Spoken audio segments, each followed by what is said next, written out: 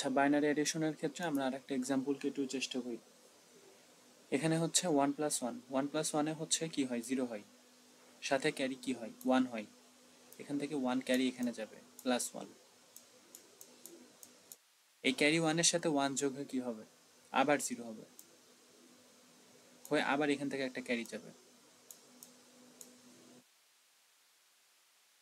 1। এই 1-এর সাথে 1 যোগ হবে, হয়ে কি হবে, 0 হবে, আর একটা ক্যারি এখানে যাবে। ওই ক্যারি 1-এর সাথে 1 যোগ হবে, হয়ে 0 হবে, এখানে 0 হয়ে গেছে। 0-এর সাথে 1 যোগ হয়ে হবে 1। এখানে আর একটা 1 ছিল, যেটা 1-এর সাথে 1 যোগ হয়ে 0 হলো, সেই 1টা এখানে ক্যারি আকারে যাবে। 1 প্লাস 1 মানে 0, আবার ক্যারি 1, সেই 1টা এখানে যাবে। এটা এক্সট্রিম জটিল।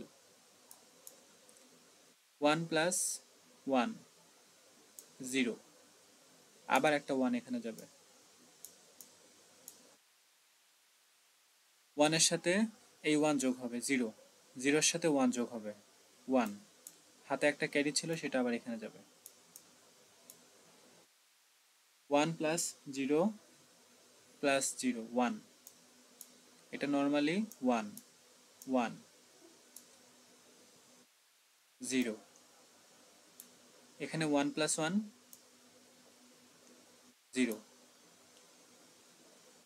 হাতে থেকে 1, 1 প্লাস 1 0, হাতে থাকে 1। এটা হচ্ছে বাইনারি এডিশনের হচ্ছে বড় রুলসগুলা, মানে বড় বড় যে এডিশনগুলো আছে সেগুলা। আমি আবার রুলসটা লিখে দিচ্ছি যে কিভাবে যোগগুলো হয়। 0 1 প্লাস 0 মানে হচ্ছে 1, 0 প্লাস 1 মানে হচ্ছে 1, 1 প্লাস 1 অ্যান্সার হচ্ছে 0,